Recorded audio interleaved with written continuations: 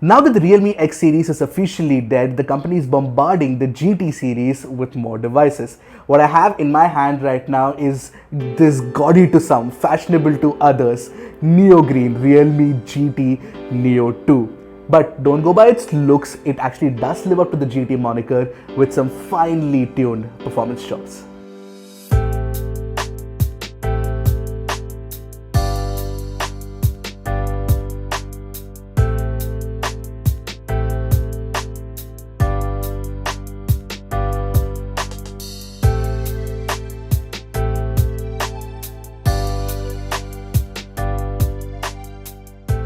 Hi, my name is Eshad, you're watching My Smart Price, and this is our detailed review of the Realme GT Neo 2 and performance and camera comparison against the iQOO 7, which by the way is one of my favorite smartphones of 2021. But before we move on, don't forget to hit that red subscribe button and the bell icon right next to it for awesome tech videos, because we're trying to hit 100k really soon, and if you like the kind of content that we're putting out, we'll take all the support from you guys. There's one thing I admire about Realme, the company is extremely experimental with the design of their phones. I'm sure Ranveer Singh will approve of this neo green colored Realme GT Neo 2. I absolutely loathe this color, but that's just a subjective opinion and your mileage could vary. Having said that, imagine pulling this out at a party. You're definitely going to draw a lot of attention. Some disgusted, some delighted. That said, I feel the dual strips are excessive and could have been avoided or streamlined to make it look more attractive. It looks like a very tacky pad job. Now, if you're not a fan of the slimy green shade, there are a couple of other colors, Neo Blue and Neo Black for you to choose from. The Neo Black one is the most subdued one. The other thing that I immediately noticed about the Realme GT Neo 2 is that it felt thicker and fatter than most other Realme phones launched in 2021, and the iQOO 7 I was comparing alongside it, thanks mainly to the glass sandwich design with a matte black plastic frame. Plus, you get a larger 5000 mAh battery on the Realme GT Neo 2, which would have definitely added to some of that bulk. And you know how I know that the Realme GT Neo 2's ergonomics are great? It has a flat top and bottom, and thanks to the flat bottom, it can actually stand without any support.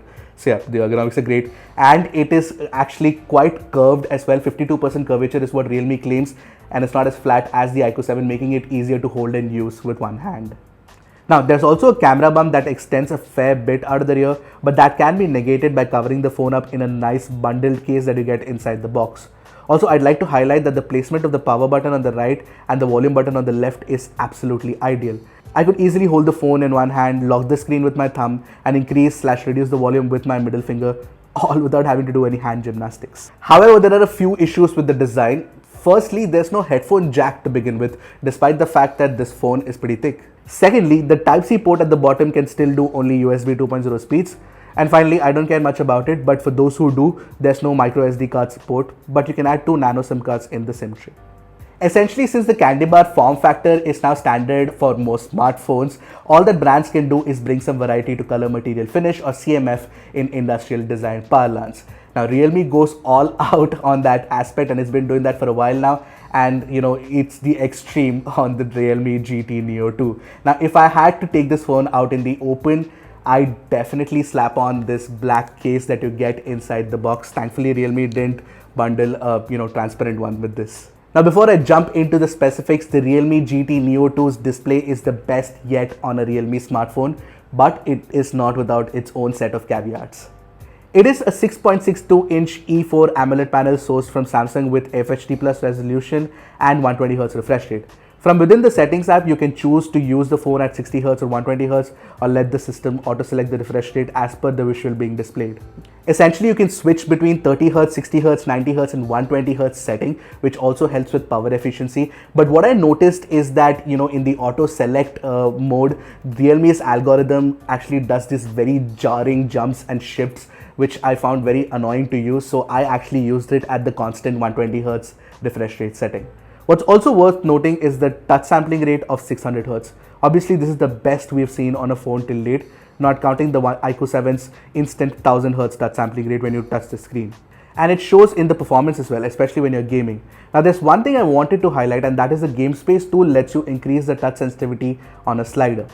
Now, I did ask Realme about the slider, and they mentioned that it is added in the software for phones with lower touch sampling rate compared to the GT Neo 2, which is optimized by default for games to run at a 600 Hz touch sampling rate. You know what? Interestingly, when you're not playing games and you're using the general UI and other apps, it actually drops down to 300 Hz of touch sampling rate. Realme claims this is their most color accurate display. Maybe in the gentle sRGB mode, it has a fairly low delta E, but it is definitely not as color accurate as the iQOO 7 in professional mode. Having said that, this is definitely the brightest display on a Realme phone yet. You can reach up to 500 nits of brightness when you push the brightness slider to maximum, and it can reach up to 800 nits in auto brightness mode. In fact, Realme has upgraded the ambient light sensors with 360-degree triple ambient light sensors, and I noticed that it was very well tuned. And to top it off, the phone can also touch a peak brightness of 1300 nits in HDR mode as well. Now, talking about HDR, in this never-ending list of firsts, this is the first Realme phone to get HDR10 Plus certification. However, Prime Video didn't play back HDR10 Plus content in HDR. And Netflix doesn't offer HDR support either. So all you can do is enjoy HDR content on Netflix. I realize I've said HDR too much. However, I'm really happy to say that Realme has now added a Taptic Engine 2.0 which uses an X-axis linear motor. So the haptic feedback on this phone is really sublime. It has been upgraded and is the best yet on a Realme phone. Yes, now I do sound like a broken record when I'm saying this. Another part of the display is the in-display fingerprint scanner, and it is stupendously fast at unlocking your phone. But the same is true for the iQOO 7 as well. We've spoken at length about Realme UI 2.0 based on Android 11. It is a clean and intuitive operating system with a lot of customization options and useful features too. For example, Game Space is awesome as it lets you run WhatsApp in a floating window mode, and it also shows real-time FPS data as well. I do also like the smart sidebar and quick launch options, both of which can be configured from the convenience tool options. Now, apart from that, on Realme UI 2.0, there are no unnecessary advertisements in the UI or in the first-party apps even, so which is a good thing. Having said that, there's a lot of bloatware. It annoys me to no end that apps like Moj and Josh are already present on a phone that I paid good money for. Realme could have avoided it. Anyway, now with the launch of ColorOS 12, Realme UI 3.0 should be right around the corner, so I'm excited for that one too. Now, the Realme GT Neo 2 has your box standard triple camera setup that has become common on all Realme phones lately. You get a 64 megapixel primary shooter, an 8 megapixel ultra wide, and a 2 megapixel macro. And on the front, there is a 16 megapixel selfie shooter. Let's test these mediocre specifications against the iQOO 7, and I'm going in with low expectations to begin with. Maybe Realme can surprise me. I'm not going into the details of the other modes, but I wanted to talk about the really cool street mode on the Realme GT Neo 2. This mode has a few predefined filters and it lets you shoot in RAW as well. Plus, you have the option of focus peaking for sharper shots. Now, when I shot direct shots using the street or black and white filter, I noticed that the phone tends to oversharpen a tad too much. In any case, these are unique styles that could come in handy when you're doing run and gun shooting on the go. When it comes to sensor sharpness in the pixel binned daylight shots on the GT Neo 2 and the iQOO 7, I found the Realme algorithm to oversharpen the finer textures. When you pixel peep, it looks unnatural. While iQOO 7 doesn't do much oversharpening, it does feel soft in certain areas. Technically, the iQOO 7 offers a superior algorithm here, but the sensor might not be as sharp as the GT Neo 2. Also because it has an advantage of a slightly higher resolution. Now, to be honest, most sensors these days are fairly capable of handling daylight shots with ease, so no complaints there. As for the JPEG straight out of the camera without any AI processing, the iQOO 7 offers a closer to natural color science. The Realme GT Neo 2 tends to pick up the reds and makes them deeper. I tend to prefer the iQOO 7 straight out of camera look over Realme's. The color of the chair in particular is a super letdown in Realme's sample. It doesn't look this dull in real life. Now comes the part of the comparison where iQOO's algorithm obliterates Realme. As you can tell from these samples, whether it is highlight control or bringing out details from the shadows or maintaining the colors, the iQOO 7's HDR shot is way better than the GT Neo 2's. In the second sample, you can see the extremely tone matte look with a flat dynamic range on the Realme GT Neo 2's shot. This is very unnatural processing, which some folks might prefer, but it is technically the inaccurate way of doing picture stacking and HDR processing. And it goes without saying that the iQOO 7's 13 megapixel ultra wide angle camera captures sharper details, better dynamic range, and more accurate colors here. The Realme GT Neo 2 has just over sharpened unnecessarily. Furthermore, the iQOO 7 also uses the ultra wide for its macro shots, and well, the results are there for you to see on screen. It literally sucker punches Realme's 2 megapixel macro camera into oblivion. Moving on to human subject shots captured using the rear camera, again the iQOO 7 wins. I'd like to reiterate this picture was captured using the rear primary camera on both the phones by myself. Anyway, while Realme's picture is super sharp and the natural bokeh looks good too, you can clearly tell that iQOO 7 offers a close to natural facial tone. And it is plenty sharp too.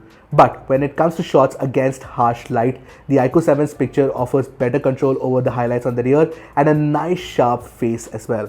The Realme GT Neo 2's shot is super duper soft in comparison. Now while the facial tone in iQOO 7's portrait shot is pretty good, Realme offers sharper textures and more importantly better semantic segmentation as well. iQOO's portrait algorithm has always had edge detection issues. In selfies too, Realme has only one advantage and that is a wider field of view. Otherwise, the iQOO 7, as you can tell from our first set of samples here, is sharper, offers a slightly better facial tone and controls any exposure peaks on the oily portions of my face. And the HDR selfies look better on the iQOO 7 too. Again, the iQOO 7 wins handily. While iQOO did lose out in the portrait round using the rear camera, it makes a comeback in selfie portraits. It has the better edge detection, finer details on the face and very good color accuracy too. Finally, coming to the low light shots, the 48 megapixel IMX598 sensor on the iQOO 7 has better light sensitivity, as you can tell from our non-night mode shots here. Realme does improve on the exposure with the night mode, but it is still no match for the iQOO 7. Plus, the over-sharpening algorithm goes on overdrive here. Terribly overprocessed images irritate me to no end. Now, the second set of samples in even dimmer light conditions only proves the fact that the iQOO 7 is better in low light shots. In low light ultra-wide night mode shots, Realme tends to open the shutter for a longer duration and hence the shadow portions are better exposed. iQOO is much more subdued in that regard. Therefore, you will notice crushed shadows. In any case, iQOO 7 is sharper than the GT Neo 2 here, but yes, you might want to manually increase the shutter in order to expose the shadows better on the iQOO 7. When you take low light selfies in less than ideal light, the iQOO 7's selfie camera does a fantastic job even without night mode on. With night mode on, it tends to oversharpen, which I'm not a fan of. Having said that, I still think I'd use iQOO's low light selfie over Realme GT Neo 2. However, in extreme low light situations where the iQOO 7 has to fire the AI extreme night mode, the face whitening and skin smoothing effect is overbearing. It looks really ugly. You know the AI highlight video in Oppo and Realme phones? Well, it is trash. The quality of night footage is absolutely horrendous just for the sake of brighter video footage. You'll see the GT Neo 2's video here is struggling with a lot of focus hunting, noise and general softness along with brighter colors. Anyway, I switched to our regular 4K 60fps video recording and here Realme actually does better with more natural colors, brighter exposure and sharper details. Pretty good job. Both the phones can shoot 4K 60fps video albeit without stabilization and the bitrate is the same on both the phones. So detail retention is going to be very similar. However, sound recording is better on the Realme GT Neo 2 and the color space is much wider on the iQOO 7 with support for Rec 2020 color space. In comparison, the GT Neo 2's footage looks muted. But iQOO nerfs the quality of the footage when you're shooting in 4K 30fps recording. You get 1/3 the bitrate and no Rec 2020 color space either. Therefore, the quality of footage looks better on the GT Neo 2. But the GT Neo 2 has this stupid focus hunting issue which happened a lot while recording video. Now there's a special ultra steady mode on both the phones, but the GT Neo 2 does it better. Ultra wide angle video recording is nearly identical on both the phones when it comes to stabilization, but the quality of footage and the noise control in the shadows is better on the iQOO 7. Plus the iQOO 7 offers 60fps video recording at 1080p as well, whereas the GT Neo 2 tops out at 1080p 30fps. Finally, when it comes to video recording using the front camera, both the phones can do only up to 1080p 30fps resolution. The quality of the footage, which includes the facial tones, the color accuracy and the dynamic range performance is better on the iQOO 7. It also offers electronic image stabilization. However, once again, Realme sound recording is better than the iQOO 7. I have no hesitation whatsoever in saying this. The iQOO 7's camera setup provides far superior results compared to the Realme GT Neo 2. The GT lineup of Realme phones are aimed at providing stellar performance and I have no hesitation in saying the GT Neo 2 is the best phone with Snapdragon 870 we've tested here at MySmartPrice. In our benchmark tests, it scored better than our previous champion iQOO 7 in our Antutu run. Geekbench and 3D Mark scores were within touching distance of each other too. What took me by surprise was the CPU throttle test. Just take a look at this gorgeous chart. We managed a sustained CPU stability of 91%, which is the highest yet in our 30-minute testing.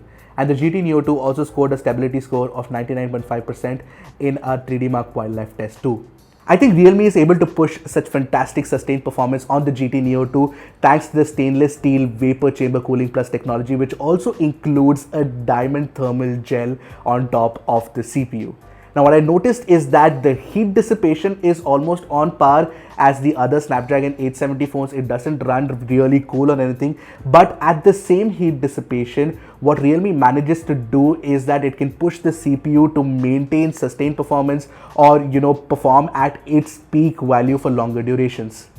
This was clearly coming through in blazing fast daily performance and lag-free gaming experience due to zero throttling even after long sessions of Call of Duty or BGMI.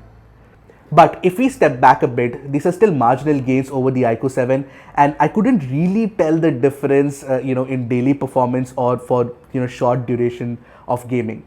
Also aiding this gaming experience is the stereo speaker setup on the phone, where the earpiece acts as the second speaker. It is loud and clear, and it supports Dolby Atmos too. Although I need to hark back to the point that there is no headphone port on the Realme GT Neo 2, which would have rounded off the specs really nicely, and I would have had no hesitation calling this one of the best gaming phones out there. Quickly running down the other specs, you get up to 12 GB of RAM, which can be further expanded up to 3 GB using dynamic RAM extension or DRE feature, which till today feels more like placebo to me. You can also configure up to 256 GB of internal storage, which is of the UFS 3.1 kind. That about sums it up. Now the Realme GT Neo 2 does offer 4G carrier aggregation, plus the network stability is pretty good. The 4G performance was very good, and the call quality through the earpiece was of very good quality as well. So no complaints there, it's all A+. Plus you get support for 8 5G bands and a new feature called Smart 5G, where the phone intelligently switches between 4G and 5G depending on the bandwidth availability and saves battery life in the progress. There's also support for Wi-Fi 6, which is standard with all Snapdragon 870 phones. Now we're already aware that Realme bundles the fastest 65-watt super dart charger with its smartphones in India. This charger can charge the GT Neo 2 from 0 to 100 in just 36 minutes, which is the number advertised by Realme and the number I managed to actually achieve in my testing as well. But here's the kicker, Realme has also fitted the phone with a large 5000 mAh battery, and the battery life on the GT Neo 2 is fantastic. With constant 120Hz and always on display switched on and excessive usage, I got about 7 hours of screen on time, which is great. You can easily eke out 8 hours of screen on time from this phone on moderate usage. This is definitely one of the best battery performances that I have managed to achieve on a flagship Android phone in 2021. Yes, it's even better than the Asus ROG Phone 5. So looks like Realme saved the best for the last, provided this is the last phone of 2021. What I mean to say is that the GT Neo 2 is definitely the best Realme phone that I've tested in 2021. Having said that, like most other Realme phones in 2021, the camera performance continues to be the GT Neo 2's Achilles heel as well, which is where the iQOO 7 comes in and turns out to be the better, well-rounded option. The GT Neo 2 actually reminds me of initial OnePlus phones, where performance was everything on those phones, and camera performance really didn't matter that much, especially phones like the OnePlus 1 and the OnePlus 2. Now, if you don't care much about the color accuracy in pictures or great dynamic range performance, then in that 30,000 price category, the Realme GT Neo 2 is clearly a very, very good option for you guys. Now, another option that you guys should definitely consider is the OnePlus Nord 2, which I've talked about at length. So what I'll do is direct you guys to my full review of the phone, so go ahead and check that out. Now finally, with Realme dropping the X series and concentrating on the GT series, I can finally see the direction that Realme is taking with these phones. Hopefully it stays that way. Let's see what happens in the future. Anyway, that's it from me. Did you guys like the GT Neo 2? Let me know in the comment section below, and if you have any other questions, I'll take them too in the comment section. Until next time, this is Ashar from My Smart Price signing off. Goodbye and Godspeed, my friends.